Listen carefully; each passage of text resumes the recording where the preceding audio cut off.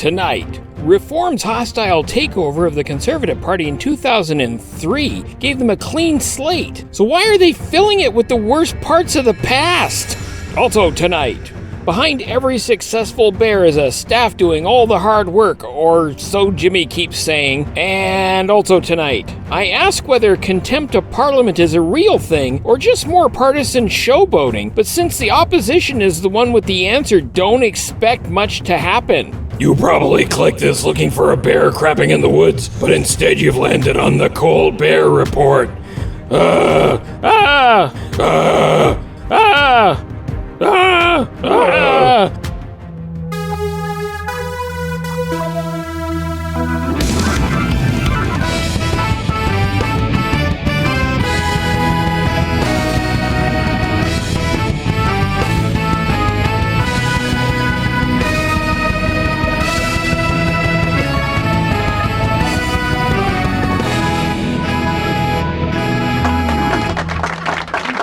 Nation, it takes some 20 hours to put together just one episode of the Cold Bear Report, and that's presuming it's one of the episodes we don't have a lot of green screen or music videos to add to. Really? That's a lot of work for a 15-minute show. Wow. Back on script, Bear. Back on script. Yeah, fine. Anyway, Jimmy asked if he could do a behind-the-scenes segment to show you, the viewer, and me, the talent, how the show is put together. And I said, wouldn't Bearhind the scenes be funnier? Yeah, he said it wouldn't be funny at all either. But I held my breath and I got my way because it's my show. So here's the first Cold Bear Report's Bearhind the Scenes special. Jimmy? Thank you, DUZA. And welcome, viewers, to our first Bear Butt special. Jimmy, that's Bearhind. The term is Bearhind, not Bear Butt. Oh, like there's a difference. As keen-eyed viewers will have already figured it out, the studio's in the basement of an apartment building. More precisely, in one end of a supply closet. Is that what this is? Now, we won't show you exactly where it is, just in case the property manager ever stumbles upon this video. Oh, yeah, I see the closet. The important thing to remember is we only shoot the show here. See, easy peasy. So the rest of it is done with just 4 pieces of equipment: a rechargeable smartphone, this Osmo Pocket camera, the linked tablet, and a laptop with a teleprompter plug-in added for Google Chrome. No sponsor. Oh, gee, Cramony, seriously? Alright, fine. What about the microphone? We have a microphone. You shouldn't be looking at this now. You shouldn't be looking at this. This is upcoming episodes. You shouldn't be looking at this. Just stop it.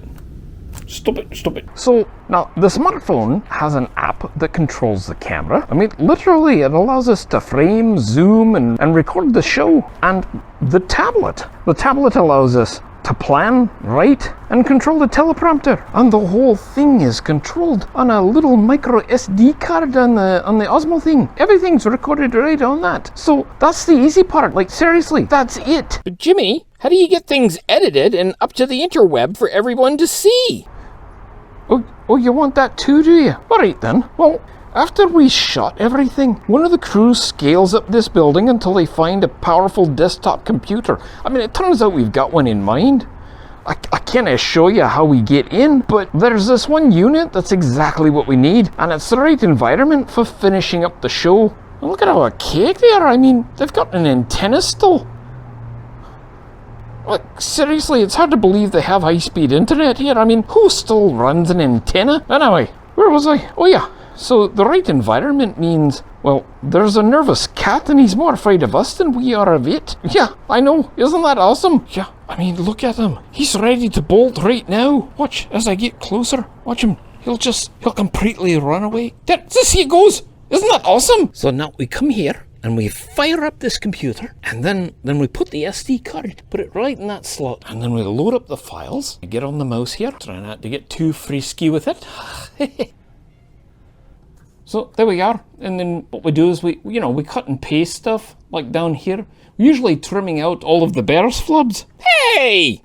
And then once we've finalized the edit, we render it, and then we export it. Come on, we're just waiting for that to happen. Let's go. It's got the little circle-y thing going woo, woo, woo, woo. Don't you love that bit? Like, it takes bloody forever.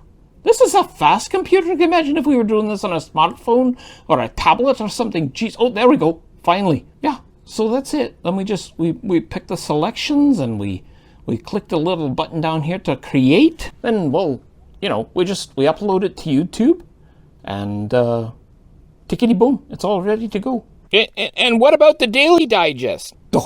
Oh, that's easy. We shoot all that on the smartphone, edit it in a quick app, and load it directly while sipping tea at the local Timmy's, usually. Wow. Great. Thanks, Jimmy. Now close off the segment. What now? Throw it back to me so I can end it like we discussed. All right, fine. And that's the Bearhind the Scene special. Back to the studio and DUZA BEAR. See? Easy. Thanks, Jimmy. Satisfied now, Bear? Yeah, we'll be right back.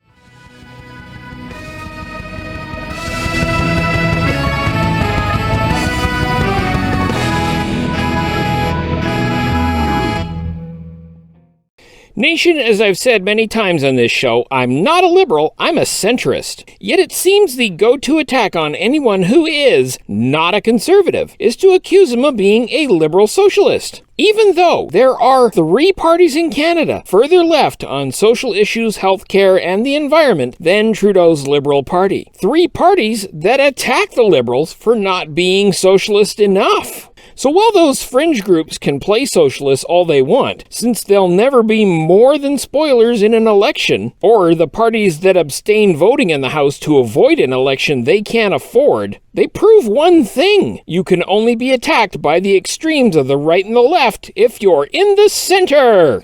So obviously conservative claims the Liberals are socialists or communists are wrong. As for me, I'm a true Tory. I'm an OG conservative. I was a card-carrying member of the Conservative Party from the days of Joe Clark through to 2003, when the Reform Party killed real conservatism in Canada by their hostile takeover of the Conservative brand. I campaigned for Joe Clark, Brian Mulroney, Kim Campbell, Charest, and Clark again. I've met those leaders of that party when they were prime ministers at their invitation. Yeah. In short, I was the party's base. So I didn't leave the party. The party left me when it went hard right, embracing extremism and intolerance, regression, racism, and republicanism. The party left me when social conservative came to mean a rich majority that would rather save on their taxes than invest in infrastructure, contribute to the public good, or help the few in need. When the conservatives in this country abandoned the founding principle of Canada, shared sacrifice, and shared reward. In short, reformers are conservatives in name only, and they've been chasing progressives out of the party ever since. In fact, I think that's why they got rid of the word. So make no mistake about it, what that party faithful calls social conservatism is just a euphemism for the same type of populist politics that led to Trump and the rise of fascism in America. It's a political movement where those people will say and promote whatever ideas they think the masses want to hear in order to get their support and gain power. And where getting and retaining power is the only goal. So if the base can be whipped up by fear, then fear is the game. Fear of immigration, fear of China, fear of socialism, fear of cancel culture, fear of gays, trying to paint long overdue federal investments in infrastructure that put Canadians to work as credit card debt. Fear, fear, fear.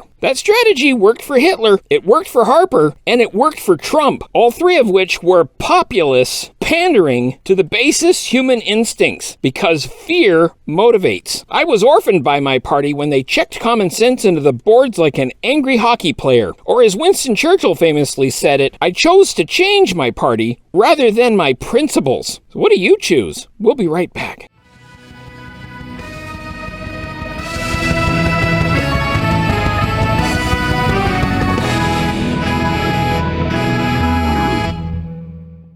Nation, contrary to Google's predictive text, Canada doesn't have a president. We have a prime minister, a first among many, the head of the legislative branch, the leader of the party commanding the most seats in our House of Commons, and therefore the head of our government. Since that's taught in every high school social studies class, the question is, why is anyone on the interweb calling for Trudeau to be impeached? Well, first off, most of those aren't Canadians. They're internet bots from America, Iran, Russia, China, and North Korea diarrhea, all of which can be forgiven for not understanding how an actual democracy works. And the ones that aren't bots are usually aligned with the party of anti-science, the party of climate change deniers, the party that still thinks Sir John A. Macdonald is a pretty swell fella. I don't have to say the name of their party. We all know who I'm talking about. And because we have an actual democracy as opposed to that gerrymandering, vote-rigging nonsense down south, we don't need impeachment because each and every government in Canada, at the federal and provincial level, lives and dies only if it maintains the confidence of the House, be that the Federal House of Commons, a provincial parliament, assembly, or legislature. But what does that mean? Well, at any point, an unpopular leader of a dysfunctional government can face and lose a confidence vote, a vote where at least 50% of the sitting members reject the government, a vote that forces an election. And it can happen at any time. And while it's not that common, it has happened even when the government has a majority of seats in the House. Now, excluding William Lyon Mackenzie King's 14th Parliament, which we'll call the Yo-Yo Parliament because resignations and floor crossings caused it to shift back and forth between majority and minority status, the longest any minority government has lasted is Stephen Harper's 40th Parliament at 2 years, 224 days. And that was a very long time for a minority government. Of the 14 in our history, only 5 have lasted longer than 2 years, and 6 of them haven't even made it past 210 days. The reason minority governments don't last is because the moment the opposition has enough money to fight a campaign, they force a non-confidence motion, the government loses it, and there's an election. And then they pray they can convince the voting population to choose them instead of re-electing the government. Justin's current minority government, the 43rd Parliament, began on December 5th, 2019. So if the opposition continues to be whiny little cowards, and it looks like they will, then Justin will beat the previous record set by Stephen Harper on April 12, 2022. But if, at any moment before that, the opposition stops grandstanding and decides the government is actually as bad as they constantly claim it is, then they can force an election. That's accountability. The power is entirely in their hands to use, again, at any point. Now, while the contempt option has been around since Confederation, and all 54 members of the Commonwealth have it, the first time a parliament was found in contempt was on March 25th, 2011, after the super-secretive Stephen Harper government refused to release costing for a questionable single-source fighter jet procurement deal we now know was already $16 billion over its projected and promoted cost. $16 billion over for jets. So Harper lost the confidence of the House. An election was called, and Senor Stephen crisscrossed the country accusing the two parties supporting the non-confidence motion of creating mischief with their baseless claims and colluding to form what he called an unconstitutional cooperative government. So instead of making constructive proposals to deal with the economic crisis that was then at hand. Does all that sound familiar? Fast forward 10 years and another contempt ruling has been put forward under nearly the same circumstances. A majority opposition playing politics during a worldwide crisis. But this time, it's the Conservatives making the claim. Last time this happened, the majority opposition followed up the contempt charge with a vote of no confidence. And because the government was corrupt then, they were defeated and there was an election. So the question is, if the opposition doesn't force a vote of no confidence now, is there really a problem with this government? Or was the contempt charge just a cheap political stunt this time? Because the opposition's inaction means either their claims of gross incompetence are lies, or this opposition is nothing but cowards. Either way, the end result is Justin Trudeau remains our Prime Minister. And if the government is as corrupt as the Conservatives and NDP keep claiming, but the majority opposition in the House doesn't defeat this government, then where's the real problem? We'll be right back.